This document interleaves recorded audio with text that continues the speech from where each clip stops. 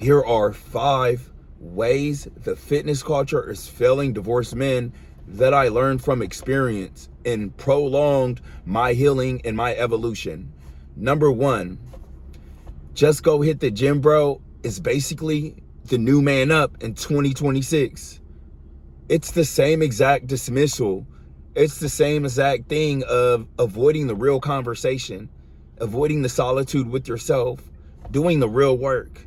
Yes, hitting the gym does help, but it's never a substitute for the real conversation that you have to have with yourself, for the real silence that you have to sit in with your house, the days that you don't have the kids, waking up in an empty bed. There's no kind of workout that can prepare you or substitute that kind of conversation or that kind of work.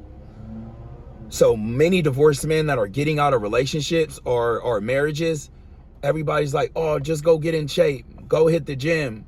Bro, that's not going to resolve the real work. You might be a little bit more in shape, but you're still going to be mentally wrecked. Which leads me to my next thing. Number 2, the hardest reality was there's no amount of bench pressing weight that could substitute for the loss of my kids. You can't bench away missing your kids. It's impossible. I've tried it. 200, 300, 400, I've tried it. I've tried to bench away missing my kids. I've tried to squat away missing my kids. I've tried to run away missing my kids. And I only damaged my body. I've worked out for so many years, 5-6 days a week. Not really to stay healthy, but honestly, I was trying to substitute that as the loss for missing my kids. And I ended up getting rhabdo. If anybody knows what that is, that's a death, like that's something you can die from working out too much. But I got rhabdo and almost slipped into a coma and was in the hospital for about a week and a half. This is real. You cannot outwork the loss of your house being silent Monday through Friday because you don't have the kids and you don't have custody. There's no amount of weight that you can squat to substitute that pain. There's no kind of physique, there's no kind of body fat percentage that you can have that's going to make you feel better about that situation, when what you really need to do is do the work. Have that conversation with yourself, sit in that solitude, have that journal. It's really crazy that men are being told to just hit the gym, bro. And that's the worst thing that somebody can tell you, which leads to my third point. When people just tell you, oh, just go hit the gym, bro. That's what people say when they don't know what to say and they're coming from a good place. But anybody who's got in shape, who's went through the divorce and didn't do the real work, they will tell you they were still mentally wrecked. For so many years, I was still in really good shape, better shape than I ever was, but I was mentally gone.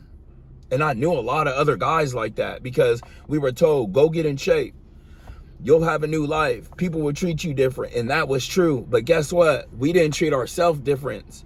On the outside, we changed, but we really didn't do the work on the inside. So there was no true identity change.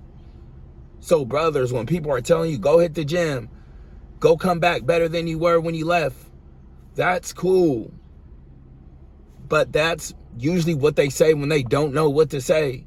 And they see you're hurting, so they want to try to give you a solution. But that's not the solution that you're looking for the pain that you're dealing with. And I would say the last one is like, the gym is now where men disappear in public.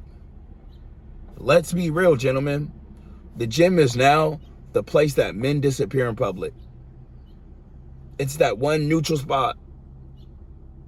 It's that one way for us to avoid doing the real work. The gym has turned into our place of avoidance rather than a place of acknowledging the real work. The gym has turned into a place of where we avoid those conversations. Instead of having the hard conversation with ourselves and doing the real work and facing it, we go do a workout. So many of us, we can't even show up throughout the day if we don't work out, which isn't okay. It's okay about getting that running and stuff, but you're not even emotionally regulated, or you cannot handle any kind of stress unless you work out. So many of us brothers are punishing our bodies I spent years punishing my body to a point I had rhabdo. I almost slipped into a coma. Gone. Truth is, I didn't want to admit that I was punishing my body. My emotions were so messed up that I had to go in the gym and crush myself and tire myself out so much so I didn't think about killing myself. And it was like that for years.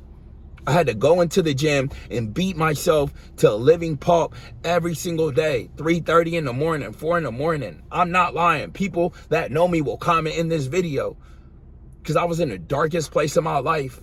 I had to leave that gym so exhausted that I couldn't even feel the pain emotionally and mentally from the loss of my kids and where I was at in my life. So this is not okay, y'all. We have to stop going to the gym and punishing our bodies for what our mind's going through. It took me almost slipping to a coma from working out too much for me to realize, dang, they told me the wrong stuff. That hit the gym, bro, was the worst thing that they could tell a divorced man. I'm living proof. Brothers, get the reset. Nobody's checking on you. Get that link in the bio. Subscribe. Get in the community. You need brotherhood. Right now, the only thing you need to do is execute and build brotherhood relationships, healthy relationships. So I love you guys. Make sure y'all locked in with me. And man, listen, it's way deeper than just hit the gym, bro. And that's why I got that in the bio for y'all. Love you guys. Remain stoic.